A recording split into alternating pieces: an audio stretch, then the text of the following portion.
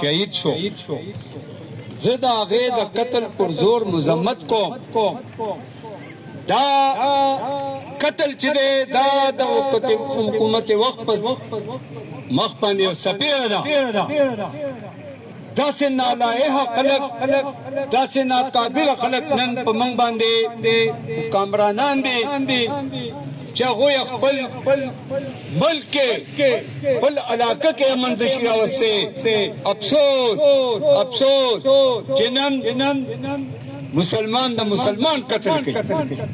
نو زه به د امن څه توقع وکړم.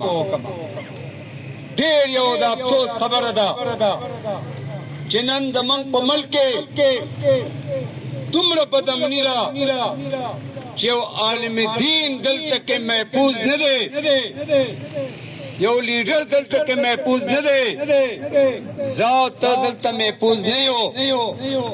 نو بیا دې ته دا حق چا ورکړی دی چې دې په موږ باندې مسلط دي؟ زه د حکومت وخت نه دا مطالبه کوم چې دا شیخ صاحب قاتلان دې زر تر زر گرفتار کړی شي او دل دې سزا ورکړي.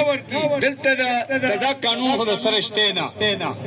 ځکه هو چې روز منګه اورو دلته قتل وشو، هلته قتل وشو، دلته غلا وشوه، دلته ډاکه وشوه. دا ملک موږ د دې لپاره غوښتی و چې دلته به ډاکې کېږي، دلته به قتلونه کېږي او دا نااهله خلک دا په موږ باندې به حکمراناني. موږ خو چرې هم داسې نه وه غوښتلې. زه ستاسو نه غوښتنه کومه آیا ستاسو دا نااهله حکمرانان منظور دي؟ تاسو غواړئ چې زر تر زره دې د شیخ صاحب قاتلان گرفتار کړی شي؟ که گرفتار نه کړی شو نو په صرف په احتجاجونو صرف په تقریرونو خبرې نه کېږي. زمونږه مقاصد په دې نه پوره کېږي.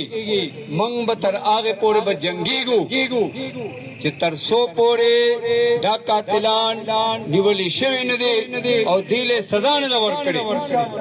ولې چې موږ په یو اندا نګړي چوپټ راج کې اوسېږو. دلته ریاست بالکل فیل دی، دلته ریاست رټ نشته. ځکه که زه د کور نن وځم زه یېرېږم، که ته وځې ته یېرېږې. وروڼو دا وخت دی د یووالي، خپل ټول اختلافات یو غاړې ته او د امن دپاره د سلامتۍ دپاره موږ به ټول یو کېږو. تاسو ته منظور دا احتجاج به تر هغې پورې جاري چې تر څو پورې د شیخ صاحب قاتلان نیولي شوي نه دي او هغې ته قرار واقعي سزا ورکړې نه ده. ستاسو ټولو